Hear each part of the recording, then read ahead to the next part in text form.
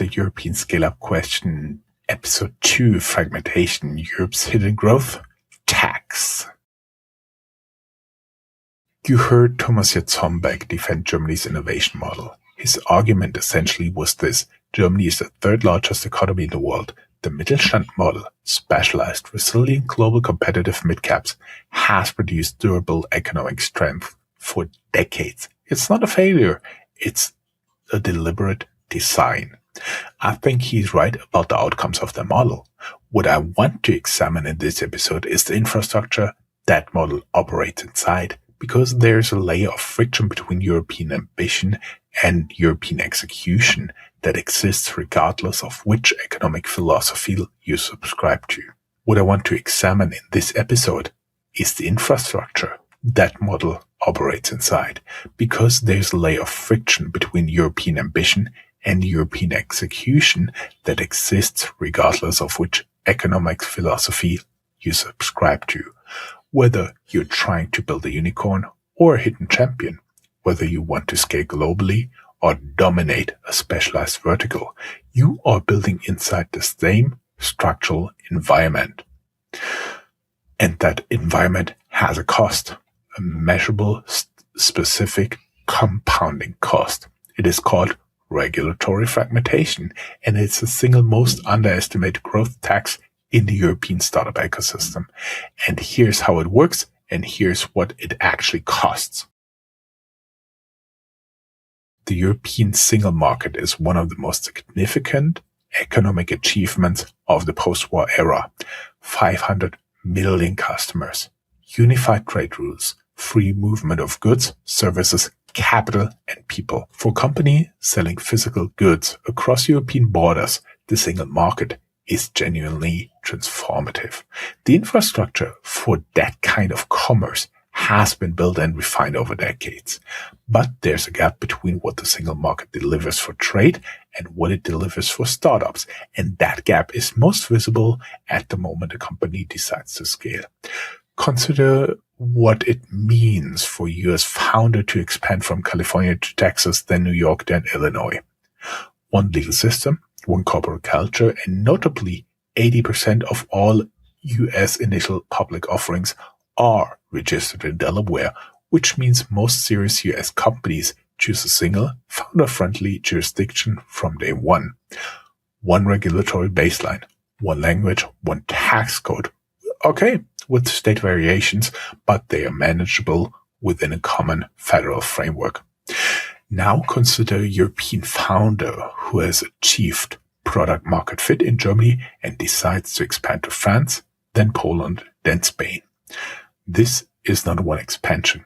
It is a sequence of 3 distinct market entries, each with its own corporate law, its own employment framework, its own VAT structure, its own contract enforcement system, its own language, its own local compliance requirements that interact unpredictably with the European level regulation.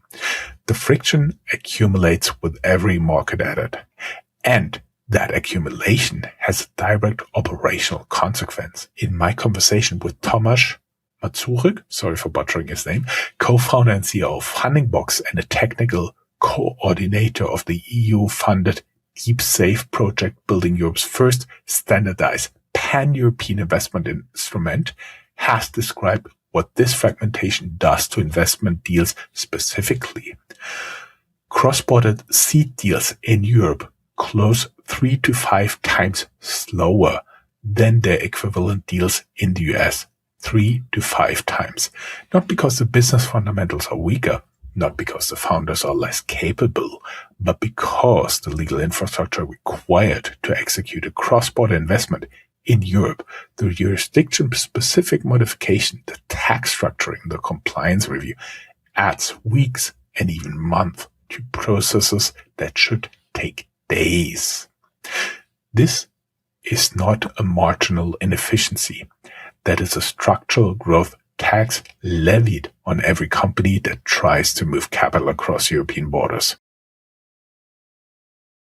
Before we talk about the solutions being proposed, we need to talk about a cautionary example, because Europe has attempted regulatory harmonization before, and the most intrusive recent example is the General Data Protection Regulation, also known as GDPR. The intent of GDPR was legitimate. A unified European data protection framework replacing a patchwork of national laws with a single standard. The logic was exactly logic behind every harmonization effort. Reduce fragmentation, reduce compliance costs, create a level playing field. What happened in practice? For large technology companies with legal teams and compliance infrastructure, GDPR became manageable. For the companies that most needed regulatory simplicity, small businesses, early-stage startups, it became a significant operational burden. Research estimates GDPR compliance costs for small businesses at approximately 1.7 million per year in ongoing compliance expenditure. For a startup in its first year, the range runs from 5,000 euros at the minimal end to 150,000 euros for a company with any meaningful data handling. A study by Dekarolis and colleagues found that companies exposed to GDPR experience on average an 8% drop in profits. 8%. And here's the deeper lesson from the GDPR precedent. GDPR was conceived roughly 15 years before it was fully operational. It was announced as a regulation, binding across all member states, and it still took years of implementation, interpretation, divergence, and enforcement inconsistency before it reached anything approaching functional harmonization. Different member states interpreted core provisions differently. Enforcement varied dramatically by jurisdiction. Small companies bore compliance costs disproportionate to their scale, and the regulation that was designed to unify European data law created, in its implementation phase, a new layer of jurisdictional complexity that companies had to navigate. This is the pattern. Europe's harmonization attempts are structurally sound in intent. They are frequently complex in implementation, slow in rollout, and disproportionate in their impact on companies least equipped to absorb compliance overhead. This matters enormously for how we evaluate the solutions currently being proposed. Before we get into those solutions, it is worth asking, what do founders actually do when they are confronted with this fragmentation? The data is revealing. 80% of all US IPOs in 2023 were registered in Delaware. Delaware is not where most US companies operate. It is not a technology hub. It is a small state with a specific legal and corporate governance framework that has made it the default incorporation jurisdiction for all US companies. Founders choose Delaware because the infrastructure is known, the legal proceedings are established, and the system is designed to accommodate high-growth companies effectively.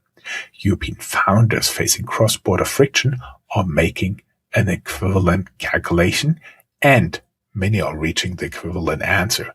Not Delaware, but the United States. Manzurek gave me two concrete examples from his own investment experience. An Italian startup spent 2 years navigating back and forth with lawyers trying to secure cross-border European investment. After 2 years, they set up in the United States and received their investment there.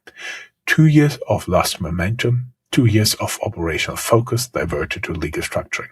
And 11 Labs, the Polish AI voice company that reached a $6.6 billion valuation, made a different decision at the outset. They analyzed the landscape and chose US incorporation from day one. They did not navigate the European system and lose. They looked at the system and decided not to enter it. That is a more significant signal. It means the cost of fragmentation is not just the friction experienced by companies trying to scale across European borders.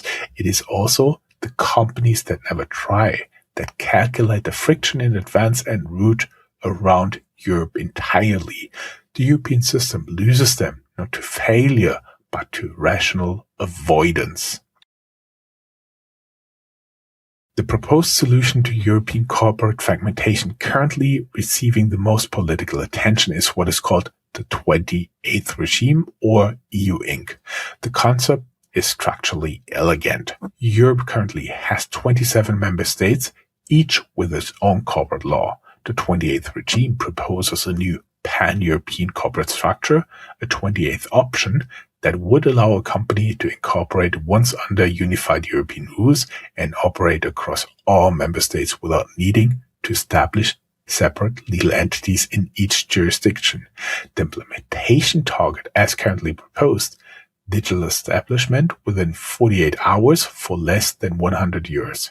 If that sounds almost too good to be true, that is because the distance between a Commission proposal and a functional regulatory reality in Europe is really short. The current timeline has the first company registration going into effect by late 2027 or early 2028. That is 2 to 3 years from now at the optimistic end. And if we apply the GDPR precedent, announced as a regulation, fully operational years later, interpreted inconsistently across jurisdictions in the interim, then 27-28 is likely the beginning of an implementation, not the end of the transition period. But Zurich, who is building the EU scale instrument specifically as an interim infrastructure solution for the period before the 28th regime is operational, was direct about this. He pointed to unresolved questions around tax residency, social security obligations, and labor law that the 28th regime proposal has not yet answered. He compared the GDPR trajectory explicitly. A regulation that was supposed to simplify and instead created years of interpretive complexity. His conclusion: Europe needs a bridge solution now and not 2028. Now. That bridge solution is EU Scale, a standardized 2.5-page convertible loan instrument designed to reduce the legal friction in cross-border seed investment without waiting for regulatory harmonization to arrive. The proposal is that if investment instruments are standardized, the legal costs of closing a cross-border deal drop significantly. The estimate from EU Scale analysis is that a potential reduction of up to 70% in legal costs for cross-border rounds. 70%. That is the scale of the friction that standardization alone could remove before a single line of corporate law is harmonized. I want to be precise about what EU Scale is and is not. It is an early-stage instrument. It does not solve the full stack of fragmentation a scaling company faces. It does not resolve the employment law differences, the tax treatment divergence, the public market access gap. But it is a data point about what targeted, practical infrastructure can achieve while structural reform moves at regulatory speed. And it illustrates the core problem with European harmonization efforts. The gap between political will and operational reality means the companies that need solutions right now cannot wait for the solutions that are coming later. There's a dimension for this fragmentation problem that is specific to Germany, and it is worth isolating. Germany does not just operate within European fragmentation, it adds a layer of its own. Germany has a federal state with 16 Länder states, each with significant autonomy over economic policy, education, labor market implementation, and administrative processes. The startup and innovation infrastructure, the DE Hub network, the startup factories, the university link ecosystem is deliberately decentralized across this federal architecture. In my conversation with Thomas Jatzombeck, he described the governance logic of the DE Hub system in a way that reveals something important about how Germany's federal law actually functions. We don't force any federal state to start a hub, he said. The other way is true. They are pitching for starting the DE hubs. That framing matters. The federal architecture in Germany is not experienced as a top-down imposition. It is a network of self-selected nodes, each pitching to join the federal infrastructure. Each hub is financially dependent on attractive private capital participation. It only exists if industry believes it is enough to fund it. That model has real strength. It creates genuine local ownership, prevents central bureaucracy from dictating priorities across diverse regional economies, and ensures that hubs which fail to generate value are not artificially sustained. But it also means that Germany's innovation infrastructure is, by design, a federal system without a unified national deployment layer. For a startup trying to navigate from Munich to Hamburg to Cologne, 3 cities in the same country, the regulatory and administrative environment shifts in a way that would not apply to a company moving between San Francisco, Austin, and Chicago. This is not a failure of German policy design. It is a feature of German federalism that creates costs for companies that need to operate nationally before they can operate internationally. And it compounds with the European layer above it. A German company scaling to France and Poland is not navigating one transition from Germany to Europe. It is navigating from a specific regional ecosystem in Germany through German federal variations into European legal fragmentation, into destination market specificity. Each layer adds friction. Each layer extracts time, capital, and management attention. That is the structural environment inside which European scale-up is attempted. Here's the pattern that's run through everything we have examined in this period. The fragmentation cost is not concentrated in one place. It is distributed across every layer of the system. Investment instruments, corporate law, employment frameworks, tax treatment, public market access, and administrative process. No single intervention removes it. Each reform addresses one layer while the others persist. The EU scale instrument could reduce cross-border investment friction significantly, but it does not touch the regulatory environment a company faces once it has received that investment and tries to hire, operate, and grow across borders. The 28th regime, when it arrives, could provide a unified incorporation option, but the GDPR precedent suggests that binding regulation and operational reality in Europe are separated by years of implementation friction. The European Commission estimates that current simplification efforts could save up to 5 billion euros in administrative costs by 2029. That is a meaningful number. It is also a projection about a future that does not yet exist. What exists now is the environment Mazurek described. Deals closing 3 to 5 times slower. Legal costs that could be reduced by 70% if the infrastructure existed. Founders calculating the friction in advance and incorporating in Delaware before they have shipped a single line of product. The scale-up gap is partly a capital problem, as we examined in episode 1. It is also a friction problem. And friction is insidious in a way that capital gaps are not. Capital gaps are visible. You can measure the 50% shortfall. You can point to the 11 large funds versus 137.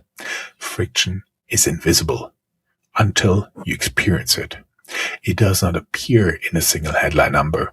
It accumulates in legal fees, in delayed closings, in divergent management attention, in the momentum that a company loses while its lawyers are negotiating jurisdiction-specific modifications to a term sheet that should have taken a week. In the United States, that term sheet often takes a week. In Europe, it takes 3 to 5 times longer. The difference compounds over a decade of building a company, and this is the hidden growth tax. In episode 1, we looked at what the capital architecture produces at the aggregated level, the 50% capital gap, the 30% unicorn reallocation rate. In this episode, we looked at where the friction lives in the operational level, in legal infrastructure, in deal timelines, in compounding costs of navigating a fragmented system. In episode 3, we go one layer deeper. We examine the specific mechanics of the European venture capital stack, why it is structured the way it is, where it runs out of capacity, and what the structural differences between European and US capital markets means for a company trying to move from Series B to global leadership. This is where the capital architecture gets specific. Episode 3 is next. This is Startup Radio. I'm Joe.